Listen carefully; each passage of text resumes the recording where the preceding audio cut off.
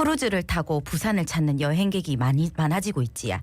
늘어나는 관광객에 비해서 이를 관리할 인력은 부족하다는 지적이 꾸준히 제기돼 왔지만 사실상 크게 달라진 건 없다고 합니다. 그렇지 않아도 적은 인력으로 고강도의 노동을 분담하고 있는 직원들이 더 힘겨운 환경에 놓이게 됐다는데야. 자세한 이야기 부산항 보안공사 보안 직원분께 직접 들어보겠습니다. 네, 부산항 보안공사 노동조합 최명헌 사무국장 전화로 만나보겠습니다. 안녕하십니까? 네, 반갑습니다. 부산항 보안공사 노조 사무국장 최명헌입니다. 예, 사무국장님 반갑습니다. 자, 오늘 여러 가지 질문을 좀 드릴 텐데 이해를 돕기 위해서 부산항 보안공사 보안 직원분들은 어떤 업무를 하고 계시는지부터 여쭤보겠습니다. 네, 대통령실과 동일한 국가중요시설 1급인 부산항의 보안을 책임지고 있는 항만 보안기관입니다. 예. 항만의 미립국, 마약, 테러 예방과 더불어 매년 약 40만 명의 크루즈 관광객 수속 등을 책임지는 업무를 수행하고 있습니다. 예, 그렇군요. 현재 근무 형태가 어떻습니까? 네, 작년과 마찬가지로 현재도 3조 유기대이고 더 나아가 50년 넘게 휴무일 없는 3조 유기대를 수행 중에 있습니다. 예, 들어보니까 국가 중요 시설을 지키는 창원 경찰 중에 유일하게 부산항만 3조 2교대제를 운영하고 있다고 하는데 인력이 많이 부족한 상황입니까? 항만 청원경찰 중 유일한 3조 유기대입니다. 예. 다른 곳은 이미 4조 유기대는 물론이고 현재 주 4일째가 뜨거운 감자임에 따라 교대 근무는 3조 유기대까지 논의되고 있지만 부산항 청원경찰은 현재까지도 3조 유기대 근무 형태입니다. 3조 유기대 근무뿐만 아니라 인력도 부족한 상태입니다. 네. 국정원 등에서 측정한 최소 인력인 430명보다 상당히 부족합니다. 노사 데이터상 50여 명이 부족한 것으로 파악되고 있습니다. 50여 명의 보안 공백이 매일 발생한다고 생각하시면 쉽게 이해되실 것 같습니다. 네. 자, 지금 말씀하신 것처럼 인력이 부족하고 고강도의 노동 환경이 이어진다면 여러 가지 문제들이 있을 텐데 어떤 어려움이 있는지 좀 구체적으로 언급을 해주신다면요. 네. 항만 보안 인력은 국제선박 항만보안법 제24조에 따라 5년마다 보안과 관련된 시설, 장비, 인력에 대해 평가를 실시해야 하고 동법 제30조 2에 따라 항만 보안 인력을 확보해야 합니다. 예. 허나 17년 이후 제대로 된 보안 평가를 실시하지 않은 것으로 알고 있습니다. 이게 문제가 뭐냐면 17년 이후 정부의 휴직 관련 제도가 폭넓게 개선되어 육아휴직자 등 장기휴직자가 대폭 증가되었지만 예. 인력을 즉시 채용하지 않다 보니 항시 인력이 부족한 상황입니다.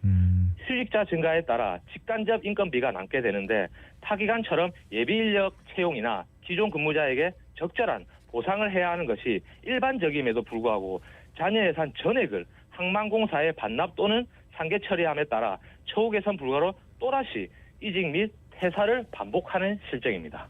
예, 이런 여러 가지 어려움을 겪고 계신데 공사 측에 이러한 업무 환경을 개선해달라는 요구를 하니까 뭐라고 말을 하던가 예?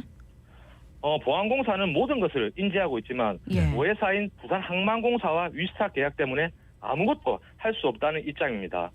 보안공사는 항만공사의 100% 출자 회사임에도 네. 17년도에 체결된 위스타 계약은 노예 계약이나 다름없습니다.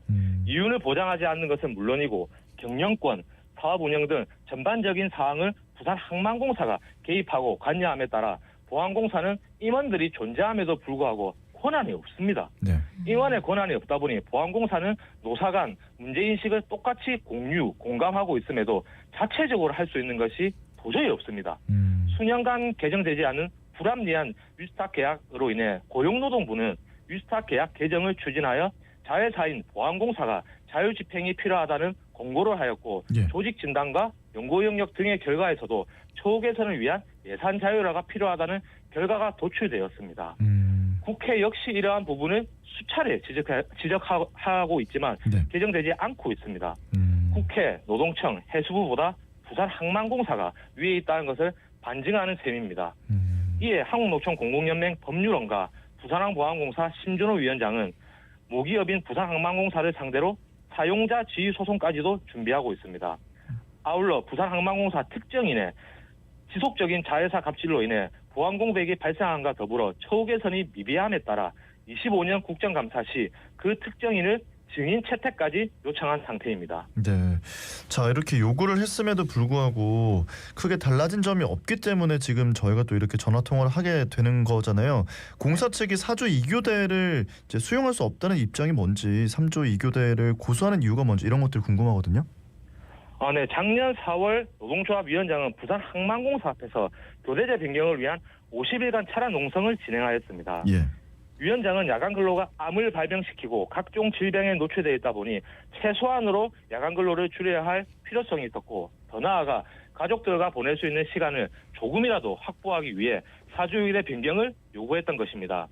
그렇게 항만공사를 설득하기는 하였으나 약 18개 부두 중 2개 부두만 우선적으로 6개월간 시범 운영하는 것에 협의하였습니다. 허나 시범 운영 이후 전부두 전면 실행에 대해서는 확답을 내려주지 않고 있습니다. 그 이유는 인건비, 예산이라고 보여지는데 국가의 안전과 안보에 예산을 투입하지 않고 있습니다.